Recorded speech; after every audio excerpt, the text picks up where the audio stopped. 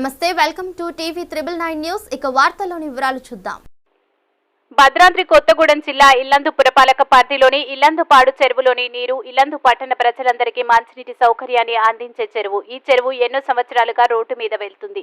వాహనదారులు కావచ్చు, రోడ్డుకి అవతల వైపున నివసిస్తున్న ప్రజలు కావచ్చు, వ్యర్థాలని చెరువులో పడేసే క్రమంలో మరియు కొందరు చెరువులకు దిగి చేపలు పడుతున్న క్రమంలో చెరువులోని నీరు కలుషితం అవుతుందని గమనించిన క్రమంలో ఈ చెరువుకి ఫెన్సింగ్ ఏర్పాటు చేయాలని సుమారు 25 లక్షల రూపాయల డిఎంఎఫ్టి నిధులతోటి ఇల్లందు చెరువు కట్ట నుంచి మొదలుకొని చెరువు చివరి వరకు సుమారు 1000 మీటర్ల పొడవున ఈ ఫెన్సింగ్ ఏర్పాటు చేస్తున్నామని, ఎందుకంటే మిషన్ భగీరథ నీళ్లు రాని సమయంలో దాహం తీర్చుకునే పరిస్థితి ఉంటుంది కాబట్టి ఇల్లందు పాలక మండలి ఆధ్వర్యంలో ఈ చర్యలు తీసుకుంటున్నట్లు ఇల్లందు మున్సిపల్ చైర్మన్ దమ్మలపాటి వెంకటేశ్వరరావు అన్నారు.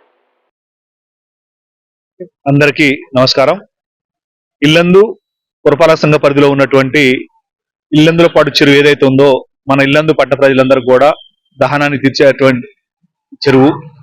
ఆ యొక్క పరిస్థితుల్లో పూర్తి కూడా ఈ యొక్క చెరువు గత ఎన్నో సంవత్సరాలుగా ఈ చెరువులో ఈ పక్కన ఉన్నటువంటి కుటుంబాల వారు కావచ్చు, రోడ్డు మీద పోయే వాళ్ళు వ్యర్థాలన్నీ రోడ్డు మీదకి వేస్తూ ఉంటాం గమనించి పాలక మండలి ఆధ్వర్యంలో ఈ యొక్క చెరువుకి ఫెన్సింగ్ ఏర్పాటు చేయాలని చెప్పేసి సుమారు 25 లక్షల రూపాయల డిఎంఎఫ్టి నిధులతోటి ఇల్లందులపాడు చెరువు కట్ట దగ్గర నుంచి మొదలుకొని ఇటు చివరి వరకు పూర్తిగా సుమారు 100 మీటర్లు 1000 మీటర్లు కిలోమీటర్ పొడవునా ఈ యొక్క ఫెన్సింగ్ ఏర్పాటు చేయడం జరుగుతూ ఉంది.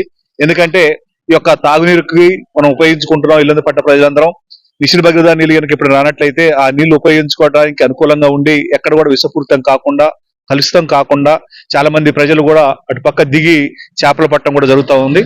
దాన్ని పురస్కరించుకొని ఫెన్సింగ్ వేసినట్లయితే ఈ యొక్క తాగునీటికి ఇబ్బంది లేకుండా, ఎటువంటి కలుషితం కాకుండా కాపాడటం కొరకు పాలక మండలి ఆధ్వర్యంలో ఈ యొక్క కార్యక్రమం చేపట్టడం జరిగింది. మరిన్ని వివరాల కోసం చూస్తూనే ఉండండి టీవీ 999 న్యూస్.